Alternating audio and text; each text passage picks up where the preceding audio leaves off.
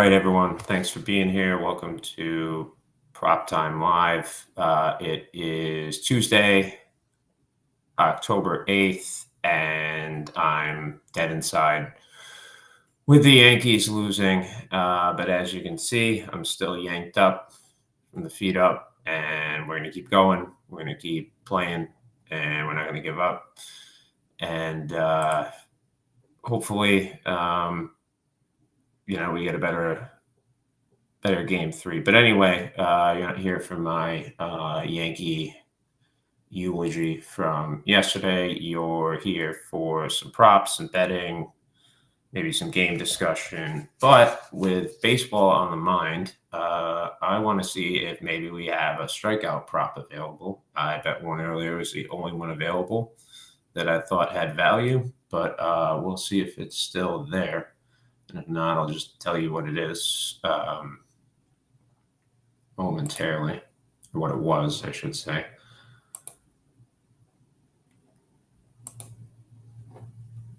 Excuse me 1 second. All right. So we still got anything? Yeah, it's very limited now. I had earlier, what did I take? It was Michael King under 5.5 strikeouts, but he was something at like minus 116 or 114 at FanDuel. Now it's minus 130. Some places are minus 140.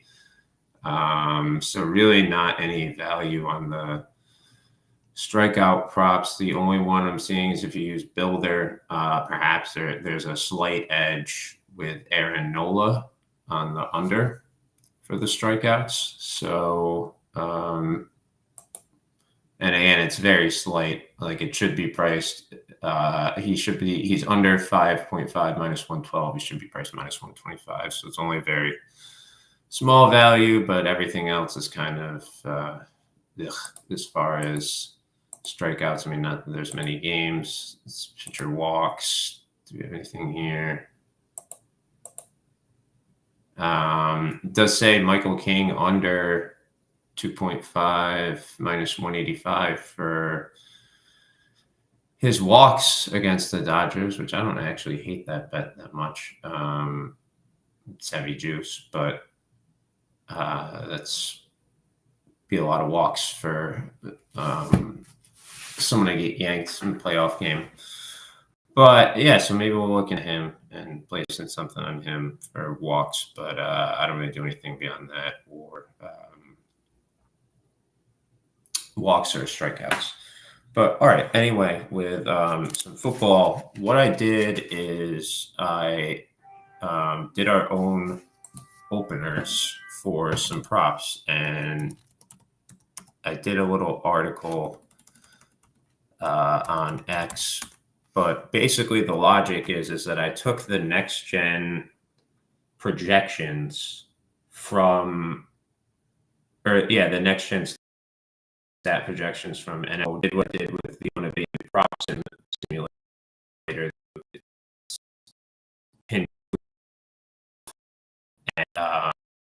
we play in and also get to set lines. So I'm able to, with those projections, get a price out, and so it's mostly two ways. Meaning, I just want to pull up the article here. So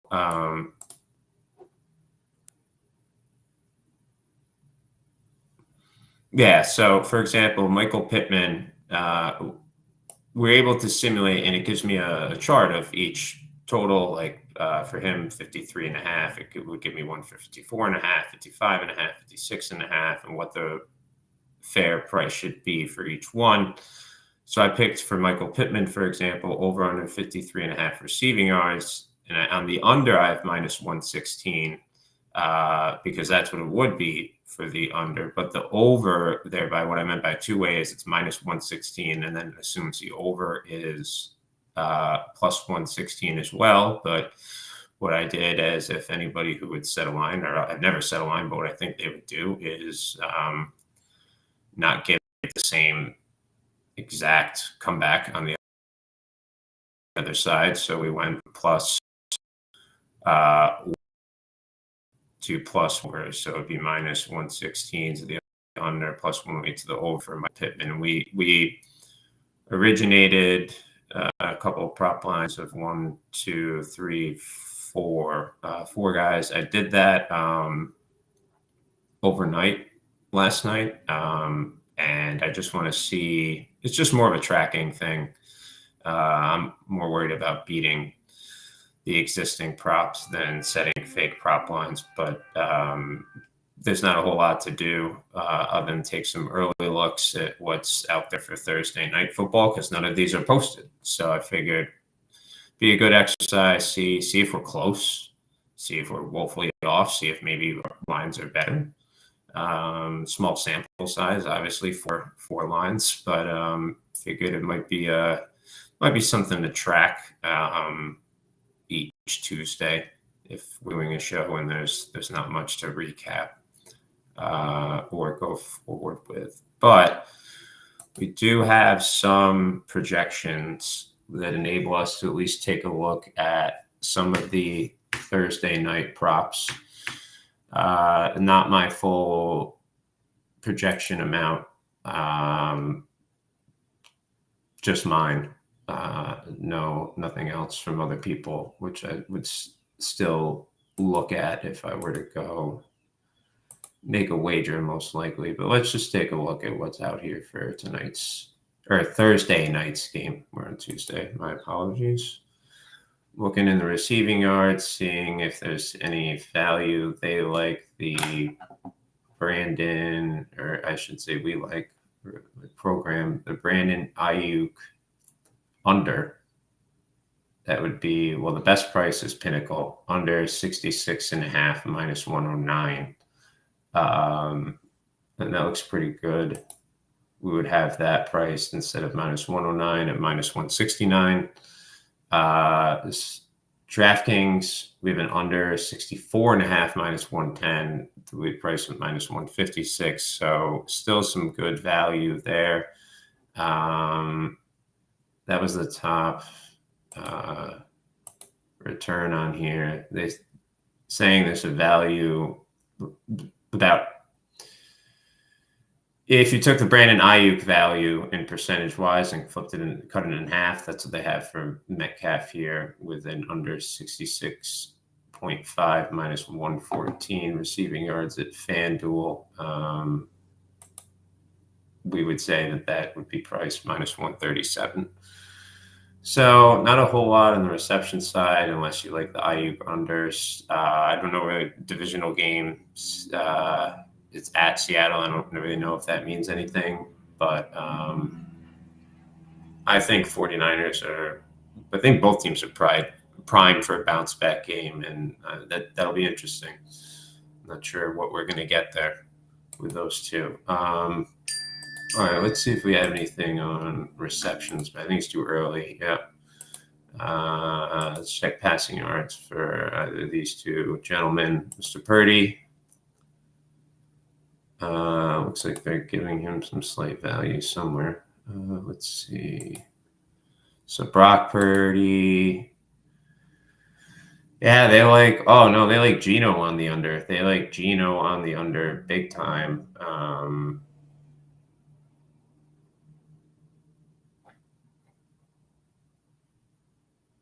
Yeah, Geno Smith under 251.5 passing yards, minus 115. We would have that priced at minus 182. So I'm actually going to have a play on that, I think. Not only just the projections, I kind of like that. I mean, they're going to be at home, but the 49ers, I think they'll look a little sharper next week. Also, someone just texted me that Robert Saleh got fired from the Jets. I mean, I'm a Giants fan. I don't know. I always kind of liked Robert Saleh. Thought he did the best he got that defense turned around and got stuck with Zach Wilson last year, and now Rodgers is playing about as shitty as Zach Wilson passed all the way through this, and maybe they're faulting him with that. But I don't think you can fault him for Aaron Rodgers playing badly. I mean, they structured everything around that guy based on the expectation he would perform, which he has not.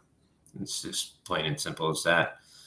All right, let's see just on the rushing front if we have anything that looks, I mean, again, looking at Kenneth Walker and Jordan Mason, I'm not seeing, well, they have a little something on Jordan Mason actually here. Yeah, they think he'll have under 83.5 rushing yards. A lot of places, his unders are good. I'm going to stay away from that. I think he could go for 50. I think he could go for over 100. And then they have no value on Kenneth Walker. So,